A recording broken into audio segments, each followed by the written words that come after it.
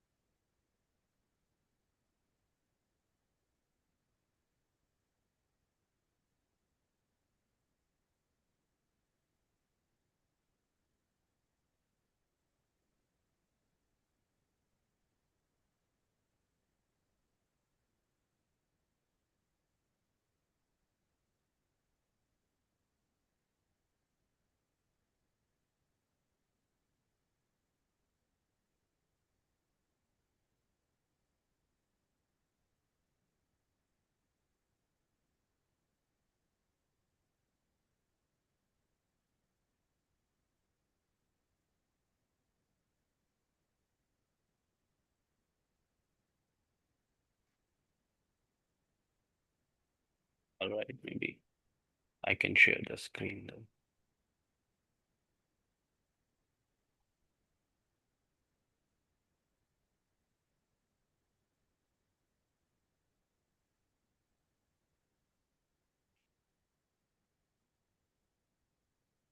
Yeah. Hello, everyone. Thank you for joining this webinar online. My name is Shitanshu Mishra, and today I'm here moderating this session in the capacity of chair for Asia Pacific Society of Computers in Education's a special interest group in educational use of problems and questions. This is really an important special interest group that emphasizes on how can questions and problem be really useful for better teaching and learning outcomes. And in this endeavor, it's very important to look at how things are changing with evolving technology. So we have today Professor Chris with us, and he's going to talk about what happens to these questions and problems when we know that things like ChatGPT and other generative AI can really answer the questions really quickly. Is it natural, not natural? So over to you, Professor Chris, and maybe we are really keen to know more insights on how does students feel about their questions if they are answered too soon or too late. Over to you, Professor. Thank you Thank you, for Shitansi. accepting the invite and being here. Thank you. Thank you for the invitation and thank you for the introduction. Let me just share my screen.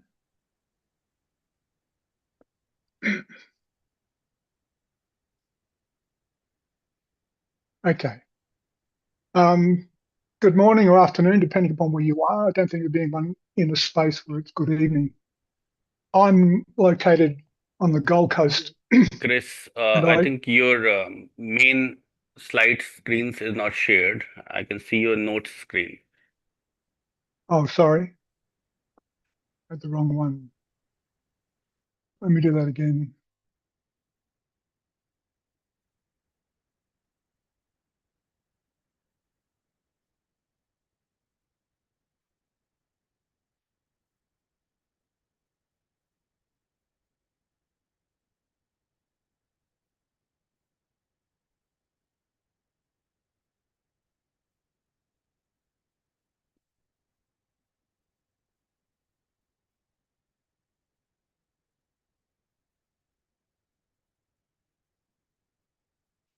Sorry, is that better or not? Yeah, I can see a website. It's APSCE's website, in fact. What can you see at the moment? Sorry, my Uh, Zoom skills. the APSCE website, the Special Interest Group's website. Uh,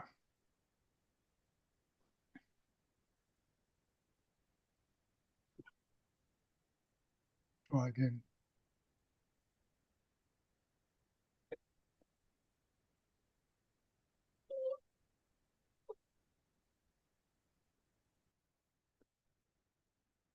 This to here.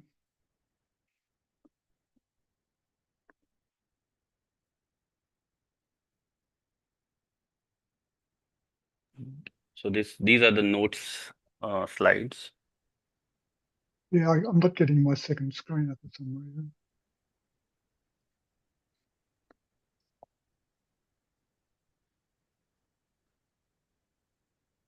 Why is it not showing? Sorry about this. But fine when I was.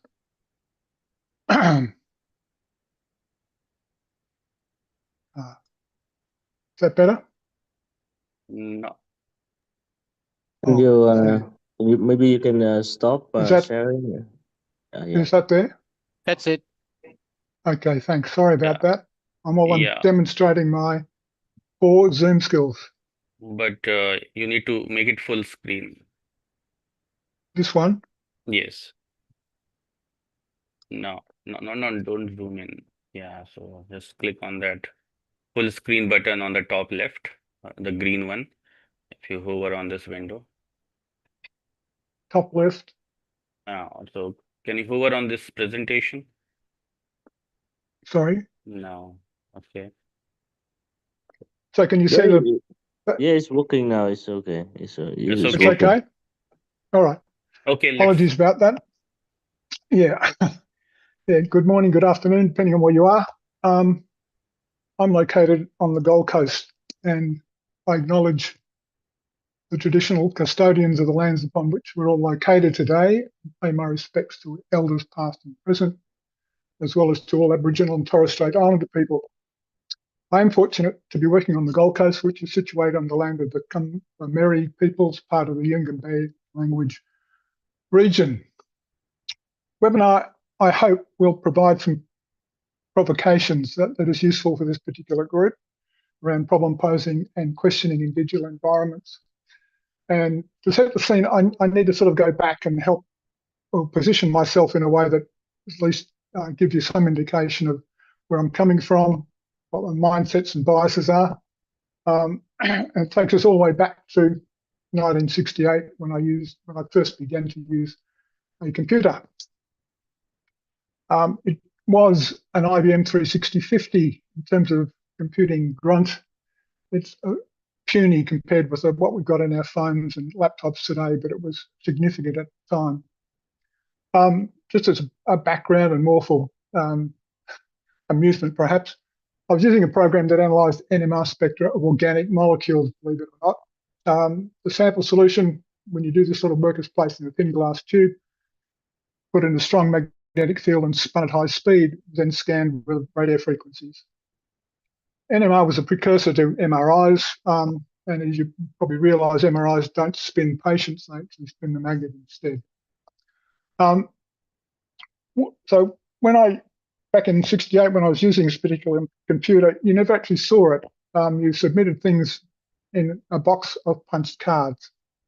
I was using a program written in Fortran. The software would be at the front, the code would be at the front of the deck, the data would be at the back. You would get one run a day, basically. And if you made a tiny error, you had to fix it, wait for the next day for it to move. '69, the next year, I moved to ANU to pursue a PhD. And I was still using the same software. My supervisor, who was a fairly wise man, said to me one day, "You can't trust software you've not written yourself." And these are the days when you actually could write software and do useful things. And you have to thoroughly understand any other program if you're using it before you do. So I duly went through the software, the program written in Fortran, and got a publication out of it. It was probably the first time I began to think about when you get a machine to do work for you, what do you need to pay attention to when it does that work? Let me use a simple example. You're all familiar with handheld calculators that have been around for a really long time. They appeared in classrooms in the 70s, accompanied by a great deal of controversy. They weren't in schools when I was at school, going back even further. We used things called a slide rule. That's my original slide rule on the left. and log tables to do calculations. But crucially, we were also taught how to check our calculations, and it was a skill normally labelled approximation. What happened when calculators appeared in schools? Well, it was basically a panic about students not learning basic arithmetic skills, and you can mirror that panic around the current panics in relation to the use of large language models in providing rapid answers to questions. The calibre of the debate is probably best characterised, and I think it also reproduces itself in today's debates around the use of large language models. What happens when the battery runs out? In other words, it wasn't terribly sophisticated stuff. What wasn't being asked is how do students get to check what the calculator produces? And it was an early example of what I've called delegating or getting a machine to do work for you.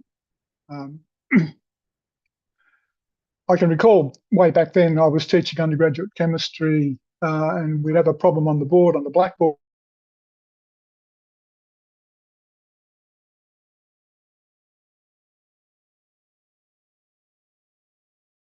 Or 0.5, whatever it might be, while I was still punching buttons, and to their amazement, I had this kind of magic skill where I could just simply look at it. They weren't taught how to approximate. They were simply given calculators to use. So I think there's an issue here in relation to what happens when you actually get a machine to do something for you. And I want to argue that when you get a delegate to a calculation to a calculator, there are complementary skills, knowledge you need. You need to know how to approximate, and to do that, you need to know significant figures. And just a brief refresh, if you're not familiar with significant figures, apologies for this. All you simply do is you take all of the numbers down and round them down to one significant figure. The approximate calculation becomes quite trivial, and that's the case.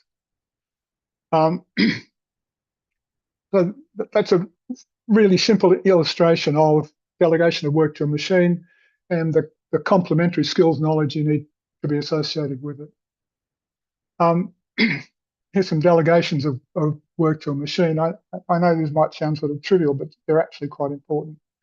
You might wonder why a spell checker is there. Well, if you're from a background, as many of you, some of you may be from a non-English speaking background, spell checker suggests a couple of different words. You need to actually have a reasonable understanding of the language you're working in order to make a decision, or you need skills in looking up the meanings of words if you're not familiar with them. Same thing applies to something like a bibliographic software. When you download RIS files or whatever from a library or a database, you need to check that it's actually assigned the correct reference style, as well as populated the appropriate fields in the database. And there's our lives depend upon delegating work to machines, and more often than not, we don't check. We only check when they break down, like when your dishwasher stops working or your air conditioner suddenly decides to turn itself off.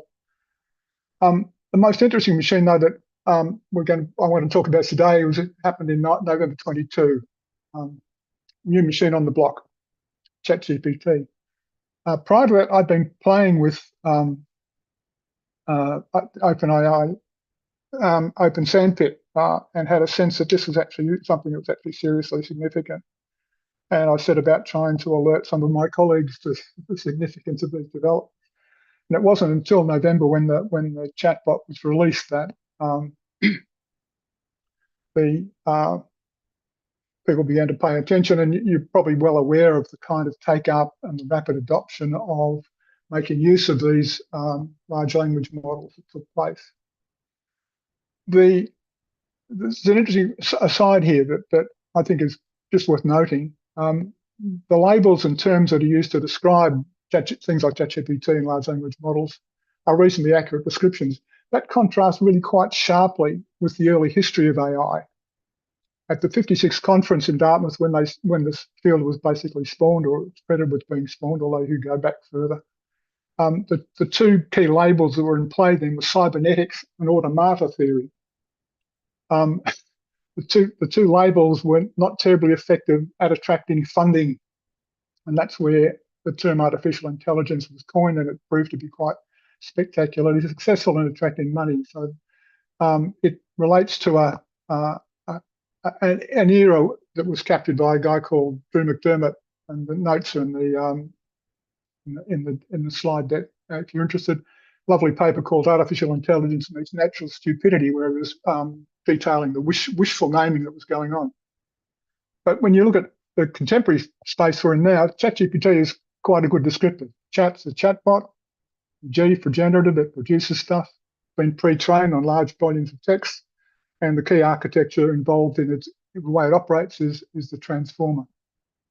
And a new machine is also subject, at least in my opinion, to asking the same sort of questions about complementary skills and knowledge.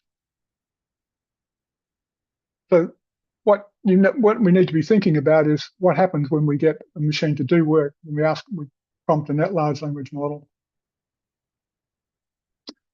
And I want to argue that what happens, and this is informed by some work of Bruno Latour, that when you delegate work, give a work to a machine to do, it delegates stuff back to you, which in one part will be the checking that we've talked about, but there'll be other elements to it as well. That reference to Latour's paper, Latour sadly passed away a couple of years back, but his archive of written work is available from that particular site.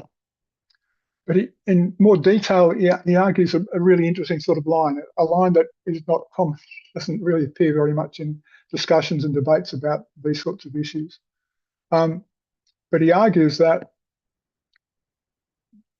when you delegate work to a machine, there has to be a redistribution of capacities between the human and the non-human.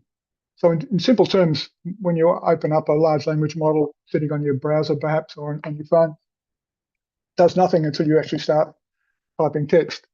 So the non-human, in a sense, must be upskilled. That's a way of thinking about the prompting that you're doing. You're telling it what you want it to do, perhaps why you want to do it, how you want to do it, etc. Then as the large language model generates text that it thinks, and I use the word thinks in scare quotes because these things, they think rather differently. It's purely, as you'd be well aware, a probabilistic system that generates text. But the human has to be reskilled in a manner that complements the work of the non-human. Check the output. And then more importantly, what's the next question? Where does this lead me to? Maybe the model's made a suggestion that you actually hadn't considered that may be worth pursuing. You're also in that key position of making some decision about whether the generated content is actually worth paying attention to, i.e. is it reasonably accurate or is it good quality? What I want to do is to, this notion of talking about humans and non-humans is to talk about it in a slightly different way, and it's probably something that may be a little unusual. It's usually typically absent when new technology appears in formal education. So I'm drawing on Ursula Franklin's work, lovely book called The Real World of Technology, which is well worth a look. And she talks about technology, which picks up again this relationship between the human and the non-human as the way things are done around here. In other words, it's a practice rather than a thing in and of itself. Which lets us sort of ask questions about what education systems do when new ways of thinking or doing become available. And I'm pretty sure you're fairly familiar with the long history of things digital in formal education when they first appear. New way of doing things appears, also known as what we call technology. When it emerges, formal education really's got a standard playbook: ban it or domesticate it. Domesticate is basically code for align it with the way things are always being done around here. In other words, make it fit within the existing education system, our practices and protocols we've had in place for a long time. My apologies for including the Doctor Who Dalek there, but you could just imagine the moment these new things appear, the domesticating people get to work. And when you look at the history of large language models and their gate crashing formal education, they were initially banned in most school systems in Australia.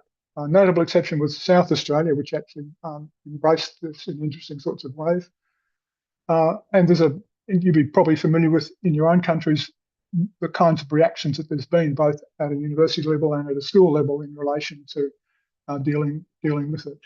The banning of anything new typically tends not to work really well. Maybe you can make a case for banning mobile phones in classrooms, which has apparently achieved some sort of success.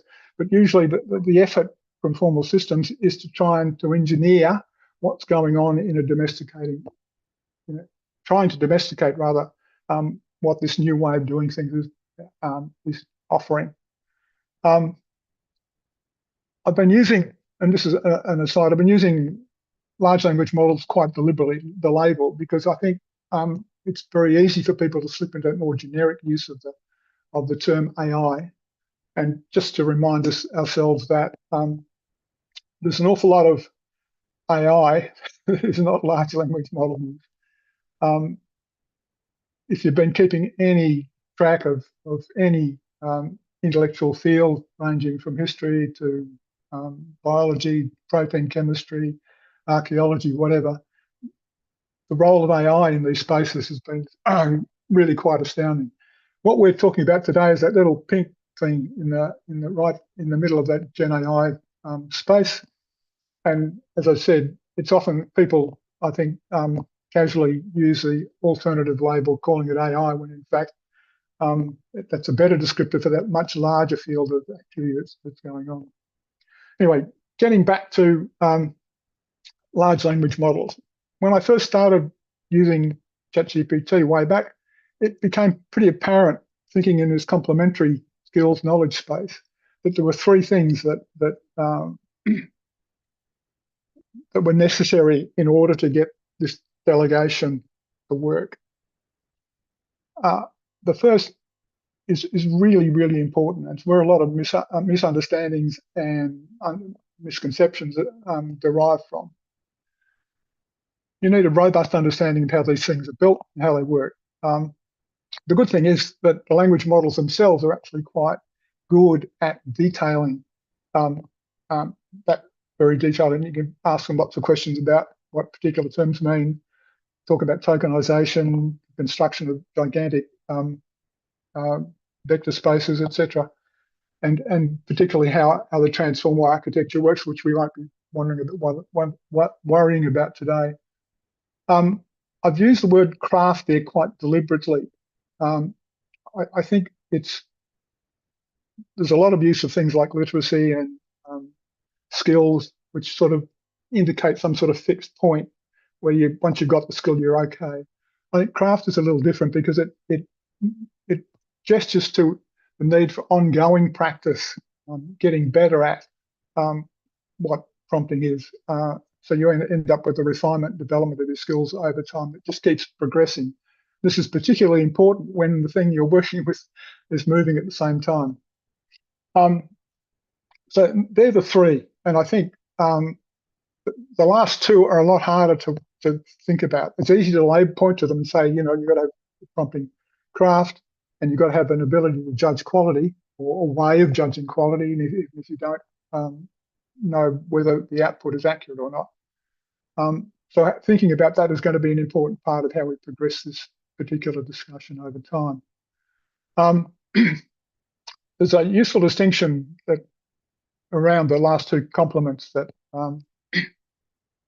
around capacity exchange that I want to talk about briefly, that will, I think, hopefully provide you with a way of thinking about what's actually going on here.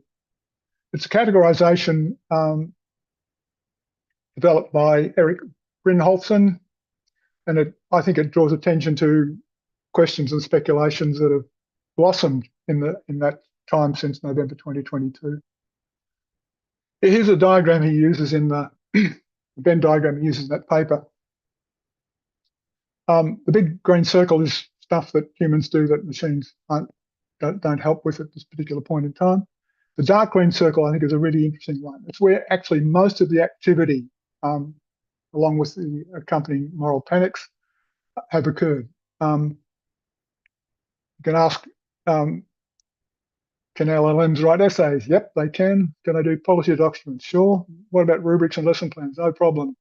Feedback on essays? Yep. Assess written work? Sure. do thematic analysis, perhaps. There's a bit of debate around that currently. Summarize documents, yes, but with some qualifications. This is the space of correct answers. This is a sort of the space of domestication, where most of the arguments are concerned, anxiety around plagiarism and how can we tell whether a machine has actually written this piece of work that I've got from the student or not. I think, to me, the more interesting space is the pale green one. This is a space where, and Brynjolfsson makes a point, you've got human augmentation rather than human automation. In that dark green space, you've got practices that can be automated, like students writing essays can be automated with decent prompting skills that can be automated to such an extent that a student who was quite savvy in relation to using large language models could upload the documents of the tutor he or she was working with and have a large language model rewrite an essay in the style of their tutor, perhaps to achieve some kind of assessment success. The pale green space, so I think, is where I think your focus around questioning and problem posing actually brought into quite sharp focus. But what I want to do is to spend a little bit of time talking about prompting craft. I want to draw an analogy here. Prompting craft is a bit like, and all analogies have flaws, I fully appreciate that. So I'm just trying to get across the notion of working, of the two different styles of working in that sort of dark green space versus that pale green space that Brynjolfsson documented. So you can make an argument that prompting craft is like directing a skilled stage actor. So the skilled stage actor is a large language model, and you're the director. And you can be a lazy director and say, just do something dramatic, produces something probably that's acceptable, it's dramatic, cliched, perhaps. It's akin to sort of asking for an essay on the causes of World War I. No specifications, nothing terribly detailed, but I'm sure it would, in one respect, if it was an assignment, would probably pass muster. But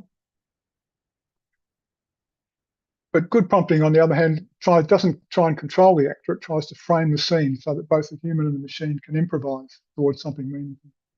So you might ask, instead of, in terms of the dramatic, be more dramatic, you could say you're a detective in the 1940s in Brisbane who's just realised your partner is lying.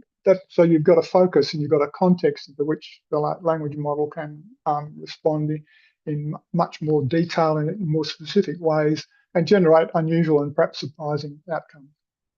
To me, prompting craft is akin to asking better questions. One little note too, that when you're prompting, it turns out that it's better to say what you actually want than not what you want it to avoid. In other words, the do nots, models aren't terribly good at obeying do nots, at least in my experience. Another analogy comes from music, if you like, and I'm not a musician, so I'm improvising, if you like, what I'm about to say. So an automation prompt is like getting a player piano, the image on the top left, to reproduce a tune. Reproduce something we can do just faster, more reliably. That's the equivalent of the dark green space. Write me an essay on, give me a lesson plan for, as opposed to the augmentation or pale green space on the image on the bottom right, which is around jazz improvisation. And it's a way to think about it. I think the way this analogy might be useful, it's like joining an improvising jazz band. And no, I don't play any musical instruments. So I said improvising my understanding of these things as we go. But you bring your ear, timing, creativity, and the machine jazz band riffs off you. It's not about AI playing the musical score. It's about learning to cue, respond, adapt. And the music can go somewhere new. To illustrate this, I'd like to look at a couple of research examples that are located in the pale green space. came across this not so long ago. So you've got a doctor. She was a doctoral student in the US. The link there, the LinkedIn link, is the only connection to the account that was given. There was a video that disappeared when she was talking about it, since taken down. I don't know why. But what she did, so she's a PhD candidate. She's preparing for her BEVA. She's going to orally defend her PhD thesis. What she did beforehand was she uploaded all of the key publications and biographies of her examining committee. She then uploaded her draft thesis and then had the large language model generate questions so she could rehearse her interview. You've only just got to, how did that student get to that point? The kinds of questions that she's actually asked. How did she get to that particular point to get to that stage? You can only imagine, and I have no background around this, there's no sort of more detail. The experiments she must have tried, the questions she was actually asking herself, where the idea for it came from. Did it come from interaction with a large language model, or was it talking to one of her colleagues? The notion of rehearsing her work, the fact that large language models, some of them have quite reasonable context windows, and this was done perhaps at a time when some large language model like Notebook LM offered quite considerably a larger context in which you could work. You could upload all the different documents. A Notebook, I think, took about 50 odd sources. So the interesting question there is kind of how that played out, the kinds of questions that were actually asked. And this is in a space that doesn't have right answers. This is actually exploring, trying things out, wondering what the next step is. A research example I can talk about, this is work I did with Dr. Michelle Ronxley-Pavia, who I bumped into in interactions at Griffith some time back. But the back end of the story, I think the beginning of the story goes back a bit further than that. Just to illustrate that this pale, what I'm calling this pale green, what Brynjolfsson is calling this pale green space, is where the interesting space actually is, and where I think educationally it opens up much more interesting ideas than the dark green space, which is the conventional formal education system we're very familiar with. In 2020, I was helping a couple of colleagues who were researching domestic violence, and they were particularly interested in coercive control, which is an aspect of domestic violence. They had fragments of details from different informants, but not enough they couldn't build case studies or do any sort of ethnography around this sort of stuff. Accidentally, I was aware of Deborah Udell's work, and these notes are in the slide deck, on composite characters. In a similar position where she had fragments of information about she was working with students in schools, she constructed a composite in order to make the arguments, research arguments that she wanted to. It turned out it worked quite well. The publication's in the notes, as I said. Sometime later than that, I met Michelle, and she was particularly interested in whether large language models might be useful in helping teachers support neurodivergent students. In particular, her expertise was in what are known as twice exceptional students, that is, students that are both gifted but also have a neurodivergent condition like autism or dyslexia or whatever it might be. And it's a genuine problem for teachers in terms of working in a classroom where you've got students of that with those characteristics, or even simply just neurodivergent students without being gifted. But Michelle's PhD work had involved developing a small number of profiles, quite detailed profiles of working with neurodivergent students. Of neurodivergent students. Their characteristics, their patterns of work and interaction with people, with parents and teachers and so on. But again, where this comes from, again, it points to this space where we're actually exploring ideas that wouldn't be generated in that dark room space. We'd be doing case studies or whatever else. We wondered if we could get a large language model to generate synthetic twice exceptional students using the data. In other words, there was a lot of data there that could model, if you like, uploaded into into a large language model to quote train in a contextual sort of way what the model, so that it could produce on prompt an appropriate synthetic life exceptional student. It turned out it quite did, but the more surprising thing was when we didn't provide it with the background of the profiles that Michelle had generated in the PhD work, it still produced quite robust and quite plausible synthetic twice exceptional students. The next step was to say, well, that's good, that's really pleasing. Well, we did. The other thing we did was to see which models were better in terms of producing the more robust or the more plausible twice exceptional students. The next step was we started then rehearsing pedagogies that teachers might use. In other words, fed the synthetic profile to a large language model, set up reasonably detailed description of the pedagogy a teacher might use to see what would actually go on. The models actually work really well in that regard as well, and a lot of the outcomes align quite well with published literature. So it's this kind of work comes from the logics associated with that pale green space that I've been probably talking about too long. So with good prompting craft, you can ask what if questions. You can do little experiments to try things out. Things that you wouldn't do easily without a large.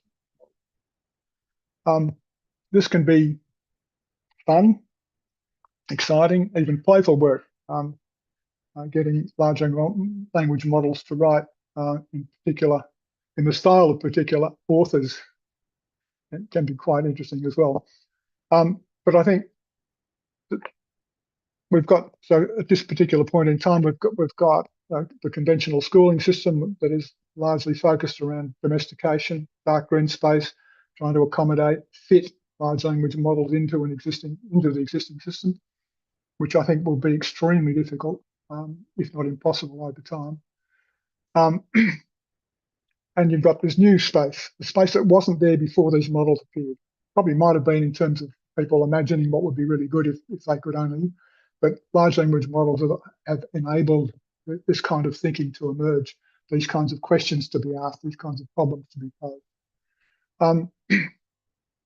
But I think, given all of that, it's really important to locate what I've been talking about in terms of the broad circumstances in which you and everyone else on the planet is currently working.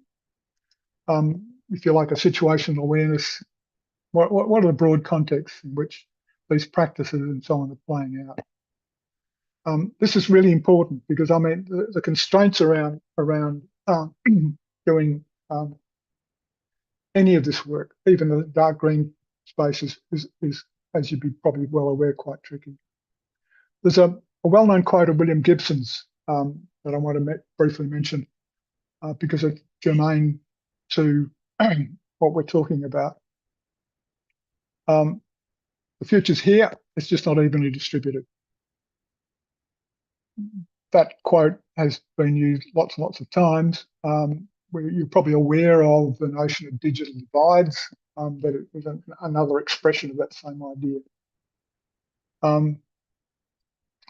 Importantly, large language model expertise and knowledge is jagged, uneven.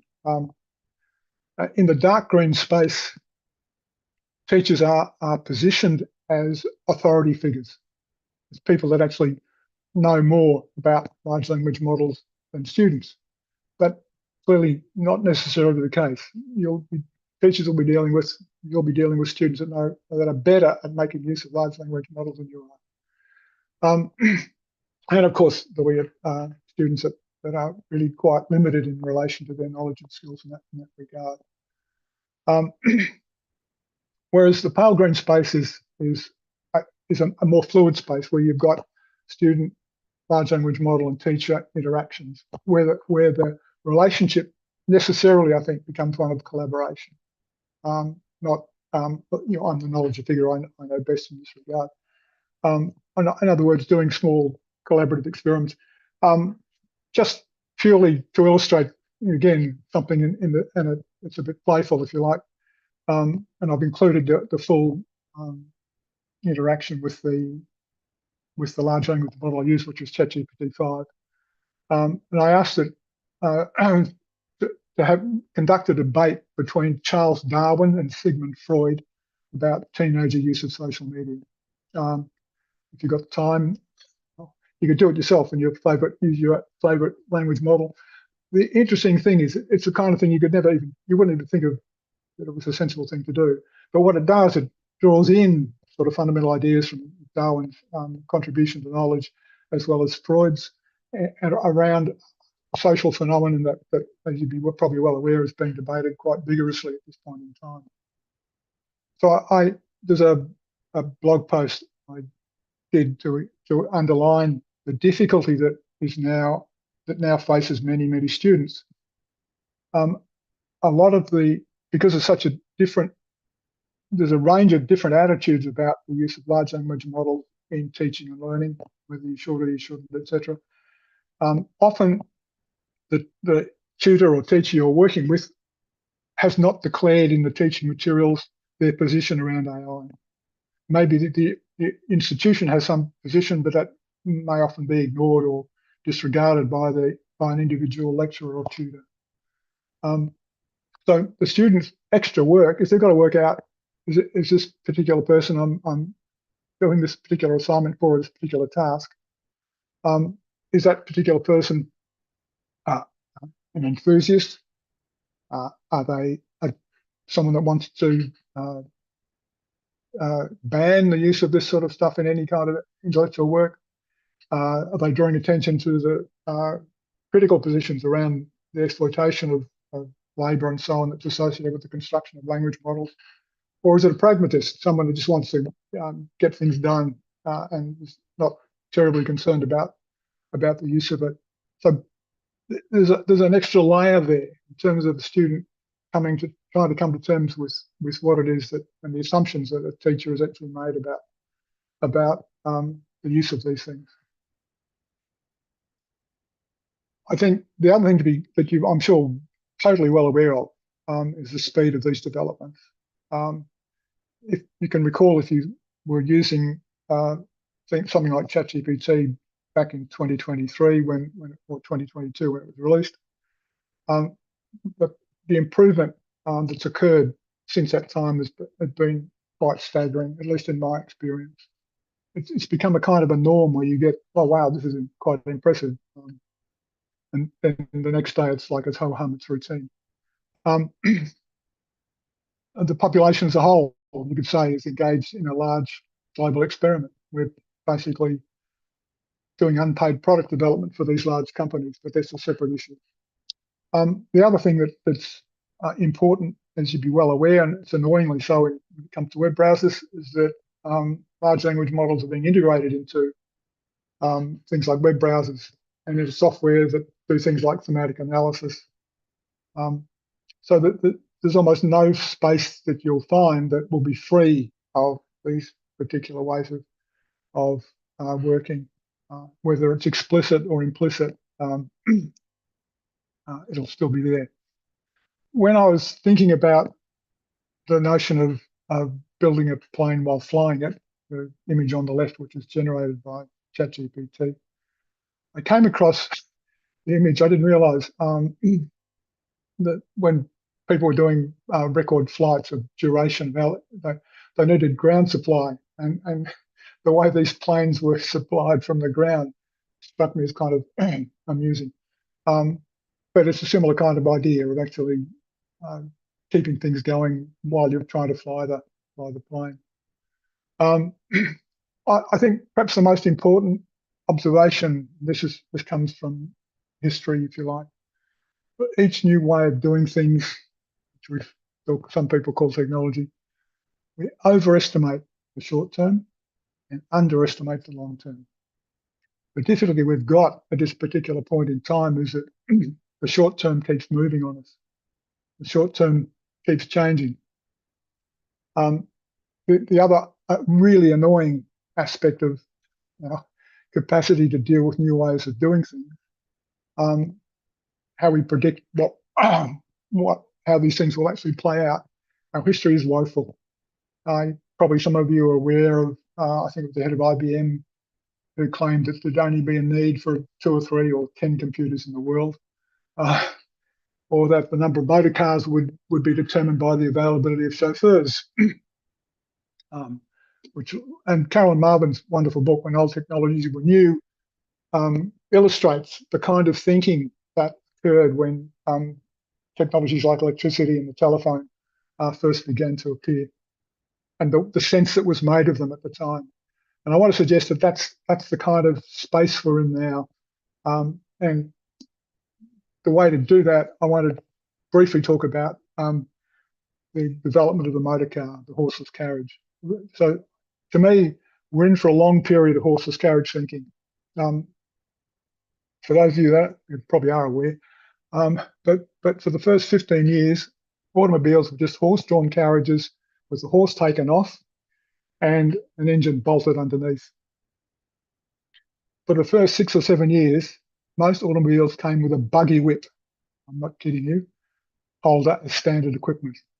In other words, that transition of sticking with the old way of thinking and doing things left remnants like buggy whips, which you didn't certainly need for driving a horseless carriage. So it's all of this is to say that we're actually dealing with a really quite difficult base, and we're in a sense stuck in that space because of the nature of the phenomena we're actually trying to deal with. And it's probably, you don't need reminding of the fact, but in formal education, we've got a prevailing system that quite rightly incentivizes the right answers. So that pale green space is really not on the radar, if you like. It's all about encouraging students to play the educational game the way it's been played for a really long time. And again, this is more of a sidetrack, but Vanilla Meadows has done some really, probably the doyen of systems thinking, if you like, as if you're interested in upsetting systems, has a really interesting document that is, well, I've listed there on the slide. Importantly, for some students, it's a transactional space. It's a transactional space for all students, but for many of them, it's large language models offer an opportunity where speed and efficiency matter. In other words, they're juggling a part-time job. They're not particularly interested in the subject they're doing. They just want to get whatever is being required out and done. I think it's particularly difficult in navigating this new space with colleagues, because not all of your colleagues will be on the same page as you. There'll be some who'll doubt it, some will critique it, some will dismiss the significance of large language model related practices. And that's just a matter of fact, and it reflects back upon the kinds of broader context that I've just been talking about. But I have for you a reassuring quote, if you like, that you might find useful. It's a quote I took from an interview that John Perry Barlow, he of the Grateful Dead, Electronic Freedom Foundation, etc., who's long since passed away. He did when he came to Australia, talk about issues of copyright. So I've modified the quote that he used around that to suit the large language models.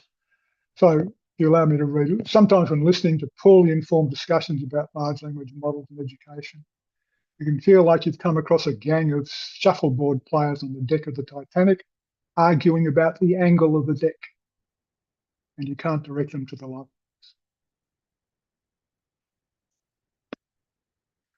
One last thing, a non-disclaimer. I don't do disclaimers about my use of large language models because I use them routinely all the time.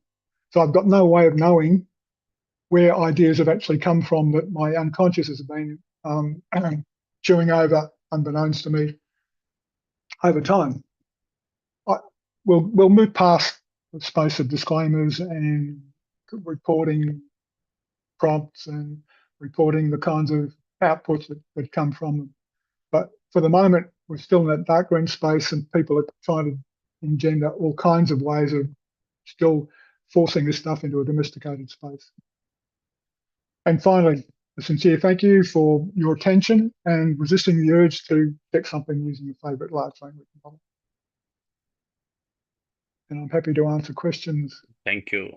Thank you, Professor Chris. And I think we have one question posted on the Q&A. If you could Q&A, yeah. see it, or I can read it. Let me.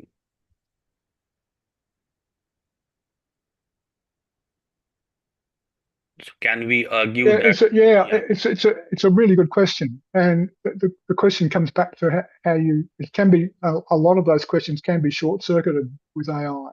There's no question of that. But I think one of the interesting aspects around making use of AI, keep explaining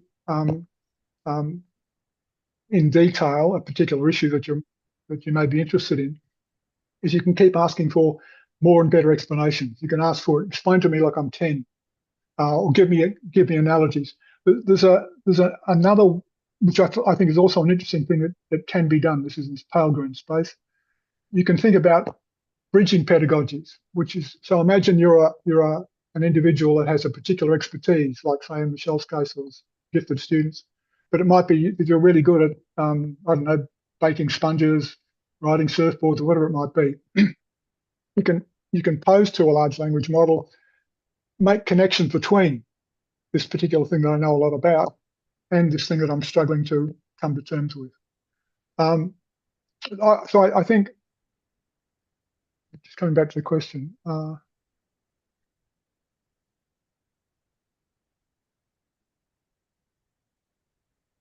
yeah, I think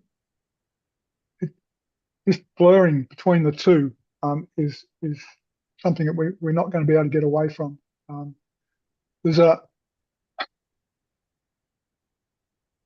It's not going away. The problem is the problem of who's done what, and that partly reflected in that disclaimer that I put up, is that the influence that interaction with these large language models has on how you think about a particular question can't be ignored. So, and there's something intangible going on here. That's why I'm thinking about it in terms of that exchange of capacity stuff. I think is a more robust way of dealing with these kinds of issues. But I think in relation, it basically comes back to the fact that if we're talking about assessment, for instance, any piece of written text is large language model friendly. So if you ask a student, say, to reflect, a large language model can do the reflection, feed it the appropriate information, gets a reflection. The only way around that is actually when you do face-to-face or have conversations with students or whatever it might be, that you can actually get a different sense, or perhaps a better sense, of whether students actually understood something or not. That, of course, points to a much more difficult problem. It's really, in terms of time, really quite expensive for those kinds of interactions and forms of pedagogy, even though they are really valuable. I hope that gets to the question. Yes. So, any other question from panelists?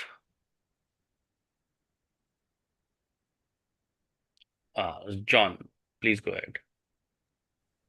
Yeah, look, thanks, Chris. Really interesting presentation. I've had a range of different thoughts while you've been talking and reflecting on that really interesting journey with lots of historical perspective, and I think that's really useful. And I also thought that your framing around delegation as kind of the pivotal act that we engage in when we're interacting with machine was really interesting, and it'll keep me thinking for a while, for sure. But I'm just wondering what you think. I've been trying to frame some of this stuff in a slightly different way for a while, because I feel like there's a whole bunch of complexity in the picture, which is really I'm struggling with, to tell you the truth, and that is that in the past, I think the distance between the technology and the agent, the human agent, was kind of pretty clear. It was the device, and we could hang on to this thing and do all this stuff. But now we're in the situation where the digital environment, we're kind of immersed in it, as well as having the opportunity to be agents that control it or interact with it. So I'm interested in your thoughts now then about agency and how we might reconceptualize what agency is in this emergent environment, because it's, to me, it's not just a question of as per that last question, which inferred a question around gaining certain sets of competencies and AI literacy, etc. Yeah. I worry about these trivialized kind of conceptions that's all we have to do and to be running with the contemporary environment. So, but I'm really interested in the complexity around agency and what your thoughts might be about that. I'm as confused as you are about some of this stuff, and to me, the state of confusion is probably more of a characteristic of the times we're actually living in. You'd be well aware of large language model agents that have been developed.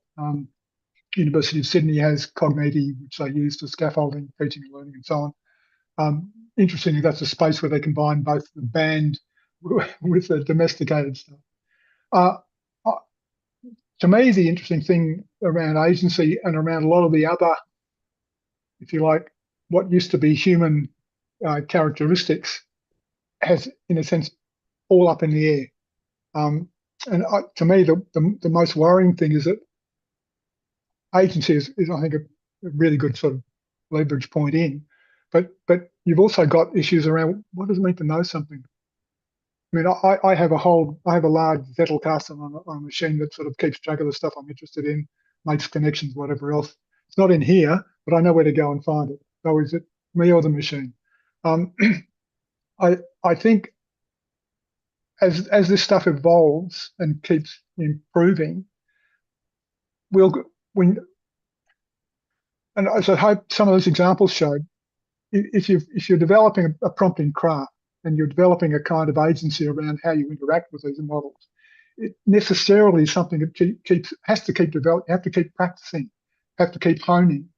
And the reason you need to do that is because these damn things keep changing, keep improving and offering new possibilities.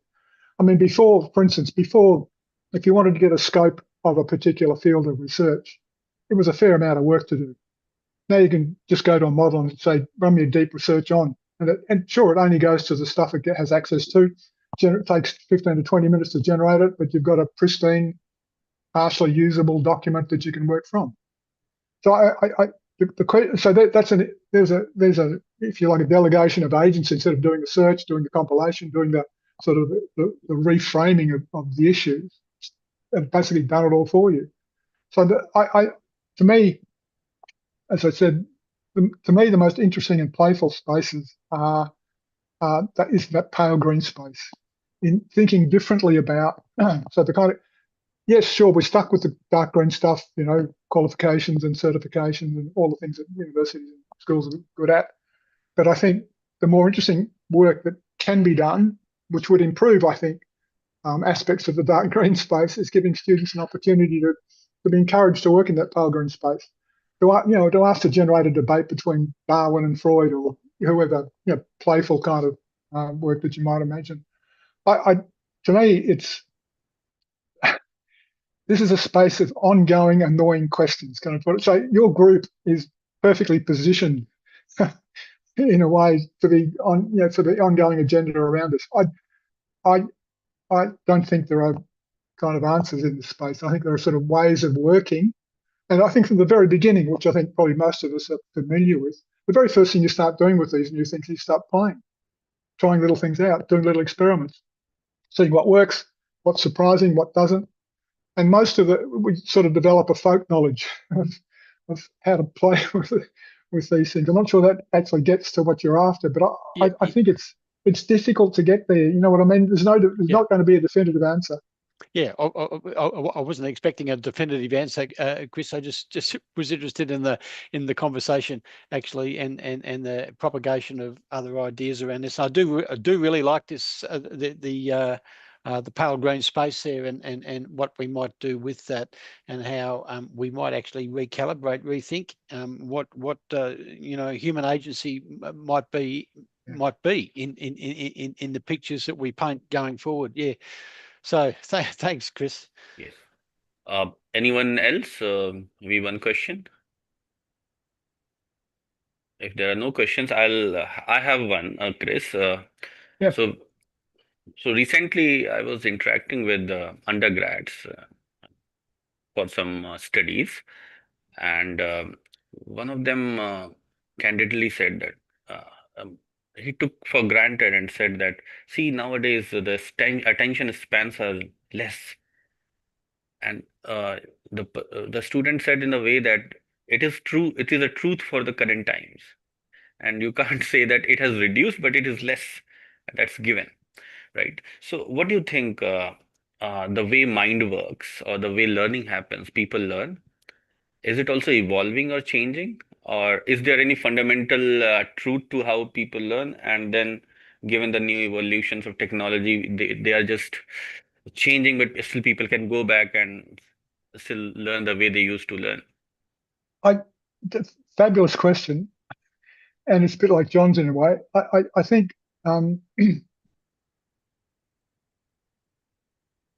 we talk about learning, we usually rely upon the proxies we use to judge whether learning has occurred. An essay written, an exam question answered, or an experiment conducted successfully, whatever it might be. So these are proxies. I think it may be that we need to be looking for alternative, if that's what our focus is. But I think getting to back to what does it mean to learn something, I think is really interesting. And there's a lot of, as you'd be probably well aware, there's a vast amount of online speculation and posting around these very questions and issues. You could spend your life reading them. But I think what most of them are digging towards is that real dilemma that a lot of the sort of things that we've relied upon in the past, the sort of the educational protocols and practices, like we know what learning is, we know what knowledge is important, et cetera, we know what prerequisite knowledge is important, all of those things that we've built up over time, I think come into a different frame. It doesn't mean that they're less important, but actually how we get there may have shifted. I think in relation to that point you're making about concentration spans, or is also just adds to the complexity of the space, I think. But it comes back to the point I was making about transactional students. If you're a student that's in a course that you're not terribly interested in, but you have to do because it's been prescribed by the degree structure that you're engaged in, efficiency and speed, getting something done quickly, is way too tempting, I would suggest. And that to imagine that some students wouldn't take advantage of that, I think is fanciful. But I think that between you and John, you've named what to me is a really big and significant research agenda. And the interesting thing about it is because this stuff will keep evolving, that your agenda, and so to me, it's all good research is about asking better questions. And a lot of this is, to me, when you're talking about asking questions and problem posing, you're really talking about research, maybe small R research. So when a student comes into a space not knowing much about it, but actually is quite capable in terms of bending a large language model to do the heavy lifting for it, for him or her, they can actually engage it in ways that you perhaps wouldn't have the time or the energy to do. And I think that's where some of the limits around things like Cogniti lie, because in a sense that's anticipating and structuring up how it should be done still. Whereas I think these models are saying, well, we can do it any way you like. We're not bound by, particular. And yes, there's a risk in there because you've always got that difficulty of judging whether or not, judging the quality of the output that the model has generated. I'm not sure that answers your question, but I think it underlines that you guys have got a really interesting agenda that will, is actually really significant in my view. More significant than the stuff that's going on in that dark green space at the moment, where people are worrying about plagiarism, cheating, and all that kind of thing. All right. Maybe a quick question, which relates to your towards last points on not evenly distributed access, I think, right? So, what is your maybe one suggestion for policymakers when it comes to the fact that the gap is widening more and more because of the efficiency of AI, and some people have access to it, some people do not have access to it. Even when you see the gaps between the paid subscriptions versus openly Yep. available subscriptions is too high. We see that even not just general learners, but also the researchers who have paid subscriptions versus do not have, their productivity is completely just shockingly different. So what is your this thing one recommendation for maybe the Uh, community working on this domain, on how to create policies that can save us from this gaps which is widening every day? Terrific point, Shitantu. I think history tells us that we're really bad at doing this. Over time, when go back to when microcomputers first appeared in school, uh, the digital divide was there from the beginning, and the haves and have-nots was really quite stark and largely remains in place. I think, to me, the hard part here is actually in terms of policy. Policy, in a sense, has a really difficult challenge. There are some really good policy sources out there at this particular point in time, but I think it's really difficult to imagine that, but with some notable exceptions. I noticed that in some countries, I think Iceland, I read the other day, had somehow acquired rights to give every citizen in Iceland access to a paid model or whatever it might be. So there are experiments going on around policy, but to me, that's something that needs to always be at the forefront. And equally, the people who are driving this agenda, and I'm talking about the Sam Altmans and the others and Elon Musk and so on of this world, I don't have much respect or trust any of them in terms of what they're on about. So to imagine that they're going to be playing the game the way that perhaps we would like it to be played, I think it's nonsense. And but I think, like as is the case with a lot of educational equity issues, there are, I think, small things that can be done locally. Is probably a better way to be thinking about this. For instance, there's a lot of open source language models. They're still a bit clunky to use, and you've got to have a bit of technical skill to make use of them. That are freely available. You can download some, run them on your machine. Sure, they're not as good as the latest versions of the popular ChatGPTs, Claudes, etc. But so I think there are ways of addressing it that maybe policy is not blind to, but I think is a bit paralysed by. This is as is the case for teachers and lecturers working in a university environment. It's really difficult to know what to do, and I think policy, you have to have some sympathy for policymakers, even though you could have a large language model make some suggestions for you about what policies might be used to address. You could do that, like when we get off this session, you could do that. Again, I don't think there's anything that comes to mind, apart from these small jurisdictions where governments have invested in, and you can see that at this particular point in time with, and again in the dark green space, where at least in Australia, where school systems are beginning to build large language model based systems that have lots of content in them, so that students can always get the right answer, or can be coaxed into asking the right kinds of questions to get to the right answer. So to me, it's like coming back to that horse's carriage kind of thinking. We're stuck in this space where we've got well-established ways of thinking about the world.